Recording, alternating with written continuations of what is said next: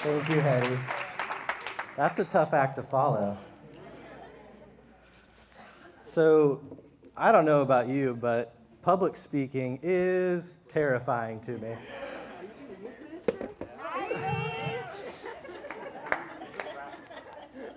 Have you guys ever seen the movie Flight? My close personal friend, Denzel Washington, is in it, but I don't want to waste time talking about my close personal friend, Denzel Washington. But he is my close personal friend. But in the film, he flies a plane, and he has to roll it in midair. And when he does that, he crash lands, but everybody lives. That's going to be like today. It's going to be a little bumpy, kind of weird. I'm probably not going to do it right, but we're all going to live and make it to the other end. And I just want to, why don't you guys give yourself a round of applause for coming to this, because this is really cool.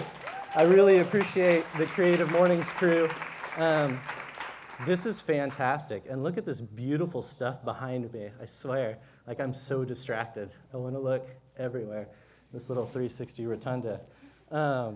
And there was a cute little high school graduate still getting her photos taken over there. What a nice moment. So if you get bored, please, I suggest looking over there. It's funny. I was asked to do this a few months ago, and it's called Creative Mornings, but it should be called Hectic Evenings. Because when you actually sit down to come up with something smart to say, you're very stressed out. And the harder you force what you're going to talk about, the more unnatural it feels. And it's kind of fitting that this theme of inclusivity, the more that I talk to people and ask them what they thought about it, it just became a lot easier to talk about the things that I'll eventually get to. I'm going to stretch this introduction because I have to talk for 20 minutes. And the first time I timed myself, I said it all in 8 minutes. And I passed out. And that was last night. So this is round 2. It's going to be so much better. So I'm here to talk about inclusivity. And let's kind of unpack that just a little bit, an umbrella term. When I think of inclusivity, I think of including people. I think of everybody having a seat at the table. I think about being welcoming, being warm. It's a term that I'm not an expert on, but I'm going to pretend to be one for at least 18 more minutes. But it's no less an important topic to talk about. Because, gosh, when I was young, like baby Nate, small Nate, if you would have asked me, what's inclusivity mean, I would have thought, like Cece's Pizza. Like, I have access to all of the pizza, even the dessert, and I can get to that at any point. And when I was young, inclusivity to me was a friend would come over, and I would be like, Mark, thanks for coming over. This is fantastic. Would you like to watch me play Super Mario Brothers now? This is our exchange. So I was not great at it, to say the least. And I grew up, I am the most normal person ever. I listen to one radio station, Magic 104.1, KMGL. I know the lyrics to every single Celine Dion song that made the top 40. If you want to karaoke, we can talk after. My parents have been going to the same restaurant for 20 years, every Saturday. They say man cannot live on bread alone, but that man has never had the Mexi dip and chip. Taco Bueno. You guys know what's up. But what I'm saying is inclusivity is something that you have to practice. And like I was saying earlier, there are examples everywhere. And there are fun, beautiful examples. Like, I'm sure you guys have seen how the Plaza District is growing and how public art is growing in Oklahoma. And that's one of my absolute favorite things to see flourish, because public art is something that anybody can walk up and see and touch and feel. When I see people like Chris Canale running the Plaza Walls, which means dozens of new murals every year in the Plaza District, and you actually can see that. And I see young people looking at that and going, wow, my art can do that. My art can be that huge. My art can be that important. And anybody can walk up and see that. That's just one example. Another one that was kind of brought to my attention the other day. Has anybody ever heard of Clara Luper? Yeah, man. Not too long ago, just down the street, Clara Luper, her daughter, her son, and a small group went to a diner called Katz. And at the time, that was a segregated diner. And in 1958, she sat down there, and it caused such a stir that 2 days later, 3 states desegregated their Katz diners. And, you know, that's a very clean and simple version of that story, but in real life, that is terrifying, because she put courage before comfort. And to me, that's the true definition of inclusivity, is people who are able to, and I'm going to just repeat it so it sounds cooler, but putting courage before comfort is pretty huge. And I highly suggest you read more about Clara, and I'm really glad to see people embracing her more and more, because she really is a legend here.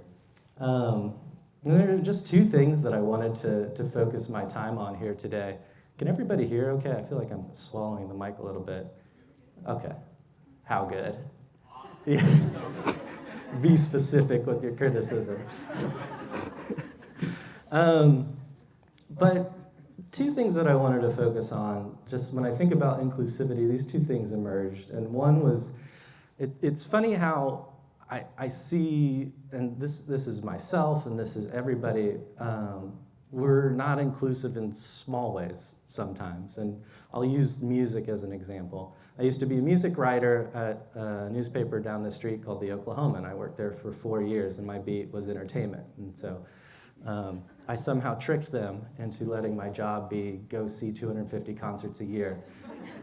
And they're like, knock yourself out, show up at 9 a.m., and this will be great. And that was fantastic, and I got to be a real part of the music community, and I appreciate that. But the first thing people would ask me with that job is like, what's your favorite band? What's your favorite music?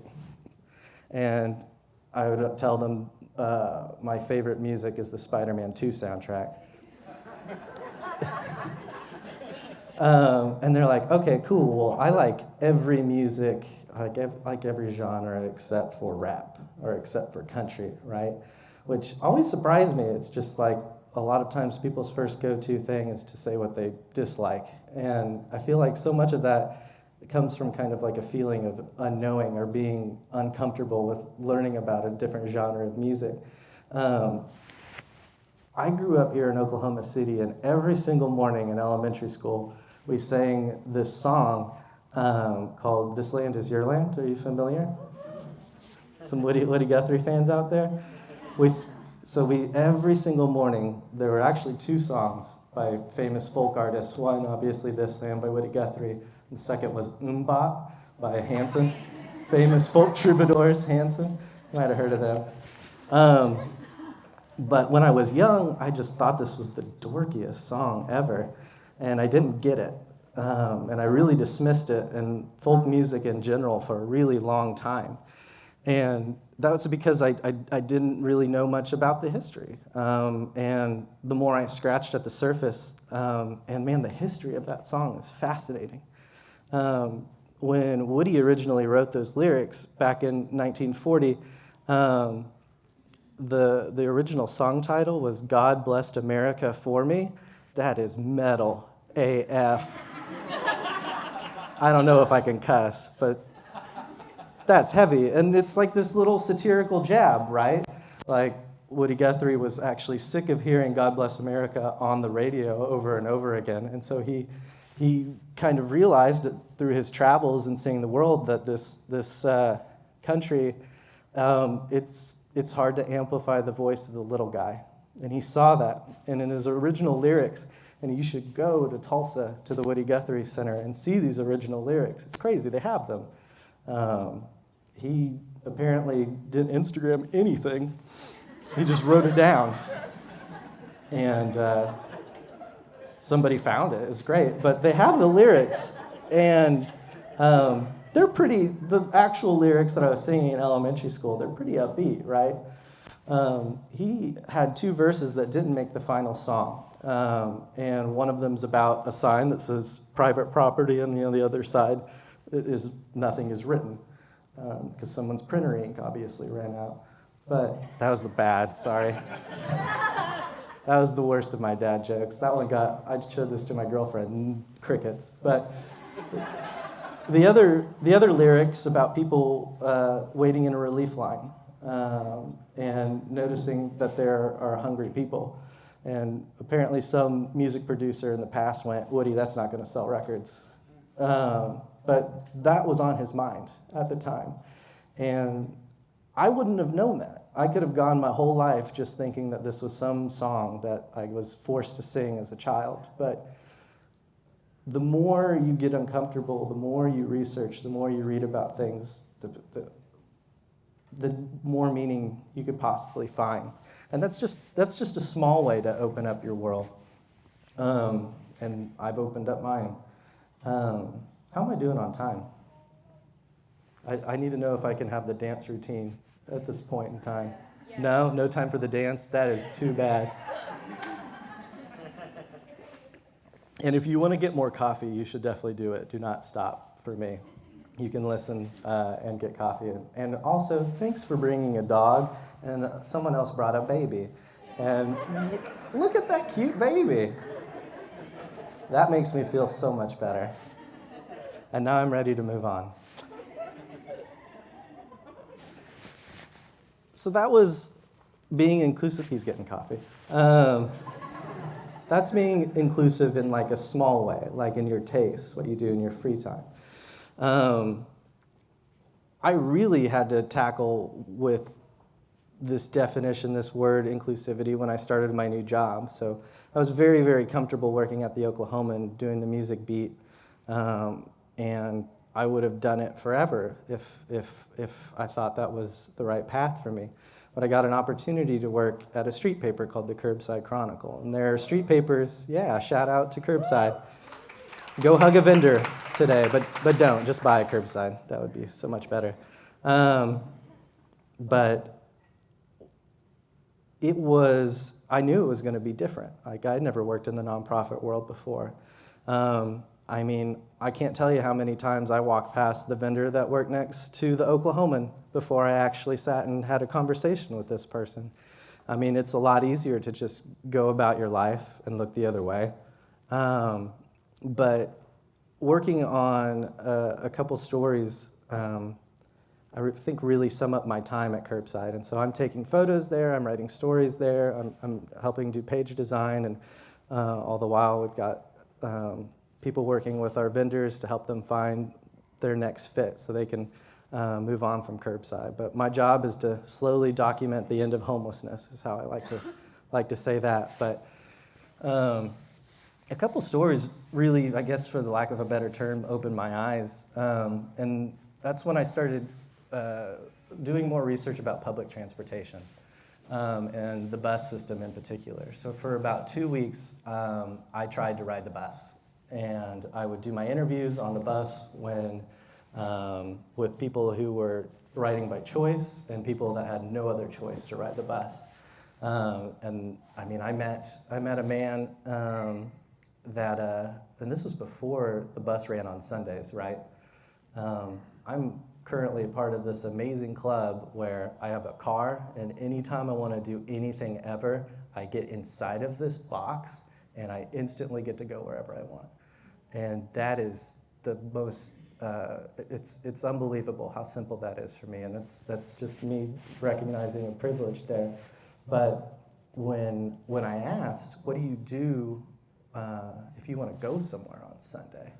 And the answer was, I wait until Monday. I have to wait until Monday, and that floored me.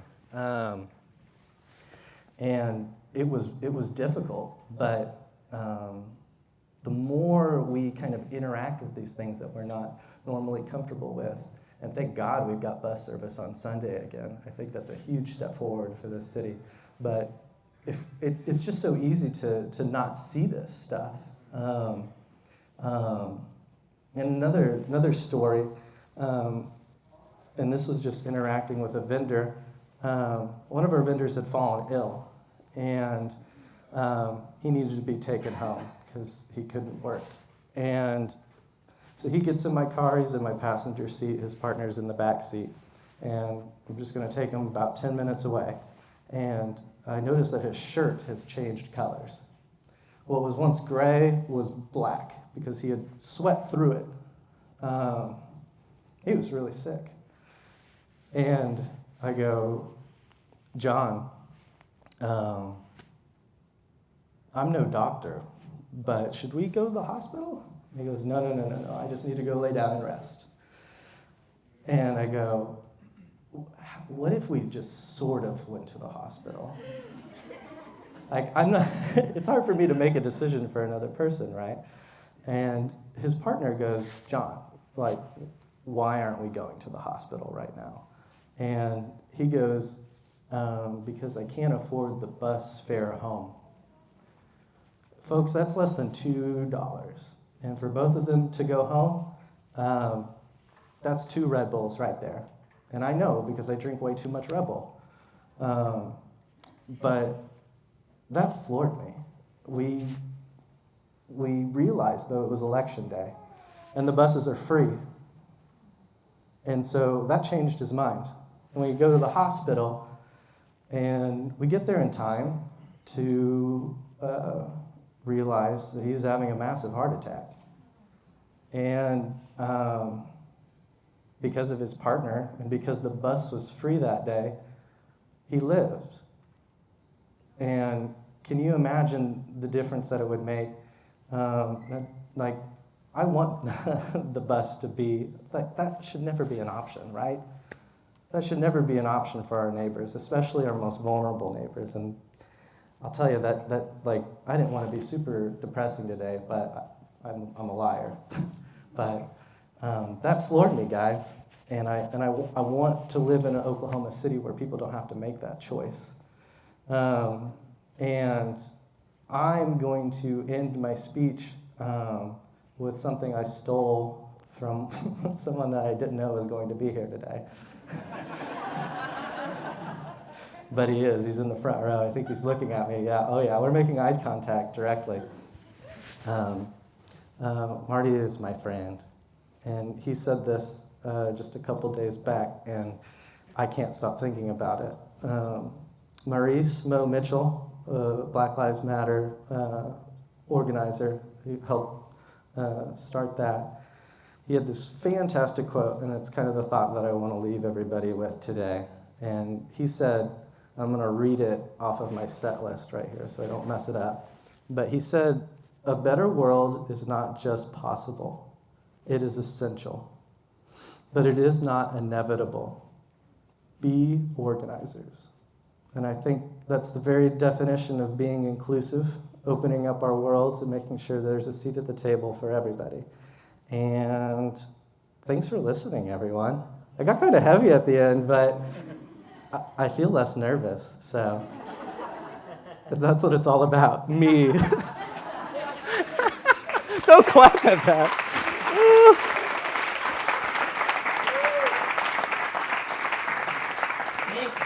You look totally chill. He's like the fun, elevator stance happening.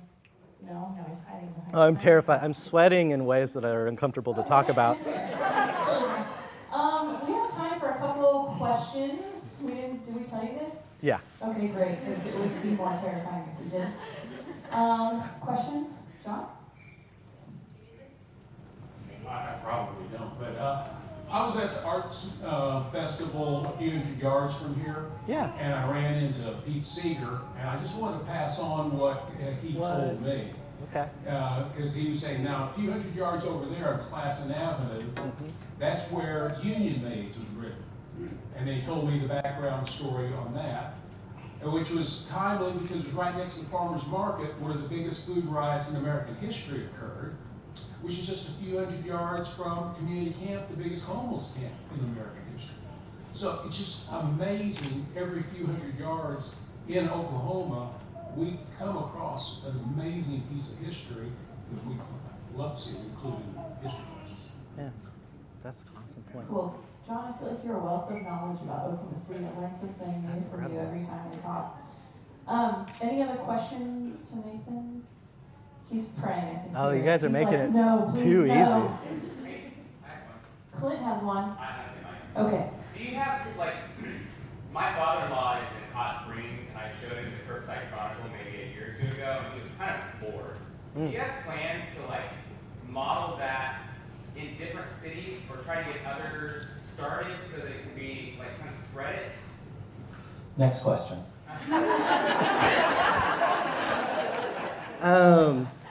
That's a great question. So there are street papers all over the U.S.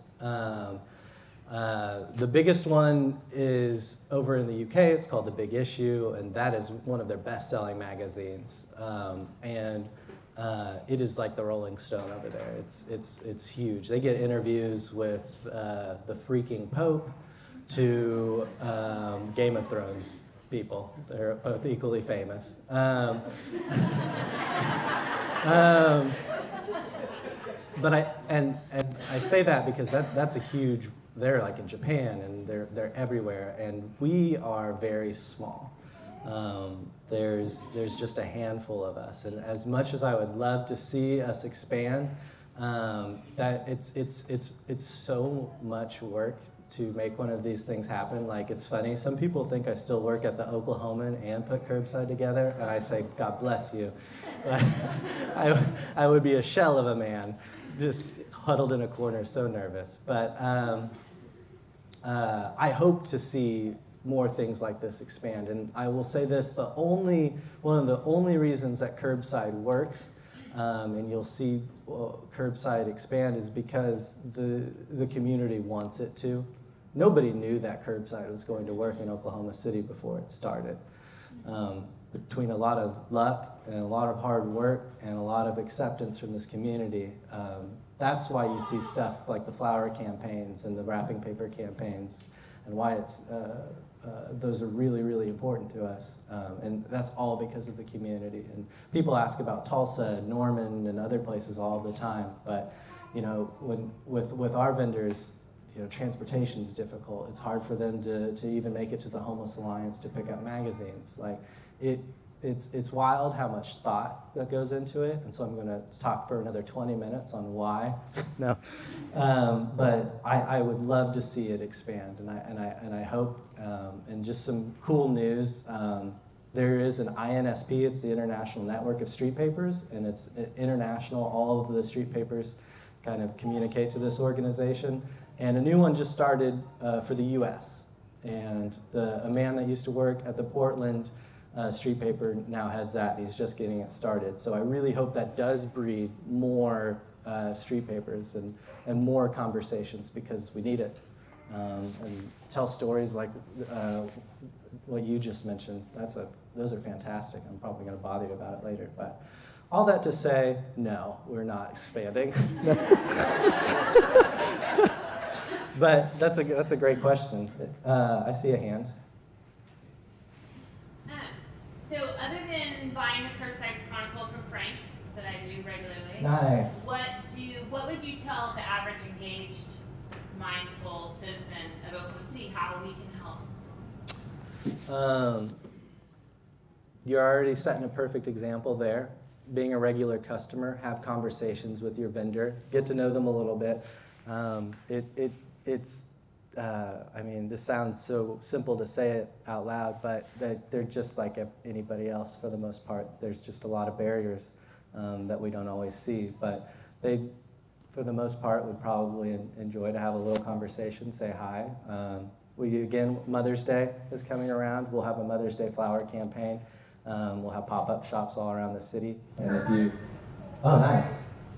What's that? Flower Fridays at Kerr Park. Oh, heck yeah. Yeah, we're teaming up with downtown Oklahoma City as well with our flowers. And you're going to see that evolve into an actual brick and mortar flower shop that hopefully will be open by the end of the year. And that's something that I absolutely suggest you keep your ears open for, because we're going to need a ton of help making that happen. And that's sort of the project. I mean, that's what attracted me to Curbside is it's growing, and you're going to see more things like these social enterprise ideas grow. But again, that can't happen without the community. So I just hope that people listen, talk to your vendor. If they go to the monthly meetings, they'll know what's up, and if they don't, we'll punish them. No. But yeah, I mean, my favorite thing about Curbside is just the conversations that it creates, because normally it's a lot of people experiencing homelessness might not want to be seen, and they're not in and around downtown. They push themselves to the outskirts. And so when you do talk to your vendor, when you do talk to a vendor, you're just having a conversation. And I mean, I can't tell you how many examples I've had of vendors that are like, I was so anxious before I started selling. I just wanted to be completely left alone. But it definitely opens them up. And so honestly, like, the more that we talk about this, the more that they feel included, the bigger difference that this can all make. Excellent question, Miss Clifford. Yes? I don't think I know enough about the details of, like, on average, how long it takes a vendor to get housing. Mm-hmm. Like, do the profits they earn, does that all go towards housing? I don't know enough about the whole process of how. I can definitely tell you more details after, but just a quick and dirty answer to that. So the magazine itself, when you start, you get 15 magazines. You go to an orientation, you get 15 free magazines to help you get started. You get your vest and the mags. After that, every magazine is 75 cents, and so they buy that, and they sell it for $2, the suggested donation. They keep what they make. So there's some money management skills. There's some ways for them to kind of set their own hours. There's a lot of flexibility. And if they stick with it, I mean, build more relationships like what Casey was talking. I mean, it's hard to get started, absolutely. A lot of people start and stop. Everybody's different is my answer. But as far as housing goes, we operate on a model called Housing First. And that's relatively new to Oklahoma City, but it's this idea that building stability by getting housed first. It's exactly what it sounds like. And for the longest time, it was, if you do everything just right, your reward at the end is a housing. But as we know, it's so terribly difficult to get on your feet when you don't even have a place to keep your staff. And again, everybody has their own barriers, but that's what everybody at the Homeless Alliance does. And I've been talking mostly about Curbside Chronicle, but that's just one piece of the puzzle. Just the Homeless Alliance is a big umbrella, and there's all sorts of different organizations there, and it's meant to be kind of a one-stop shop, so we're all working together to get people housed. And I saw a figure yesterday, and last year we housed over 600 people. And that's, yeah. We just want to see that grow. And yeah, I hope that answers some of your questions, because I can ramble for an additional 20 minutes if you You need. can also pay $20 or $100 for one curbside. It's not, you don't just have to give them $2. You can also buy a curbside for $1 million and make that. Do not do that. But thank you for that question. Yeah. Are there other ways to help them, like in person when you're having that interaction? Like ask them if there's, or either meet anything like clothing or, food carts or the way they can I think the smartest thing that you can do is communicate with the Homeless Alliance directly. They're the pros. I see eager people, and that's an awesome question, and I know people want to help. I think deep down, every one of you human beings is mostly good. But have the conversations with the people that are on the ground every day, and they're going to have the best answers. But we're always, especially around cold months, always looking for thick gloves, thick socks, coats. That's a humongous help. And I'd say the biggest asset is your time. Come to the Homeless Alliance. Meet with Chris, our volunteer coordinator. She'll put you to work.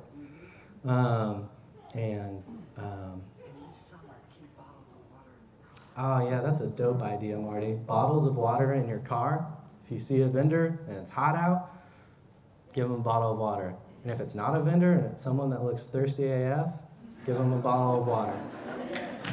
Yeah, that's a fantastic way to help, because I don't know if you know this about Oklahoma, but it is a hell desert. And I love it. Are there any other questions? Can I go home now? You're doing a good job, Poppe.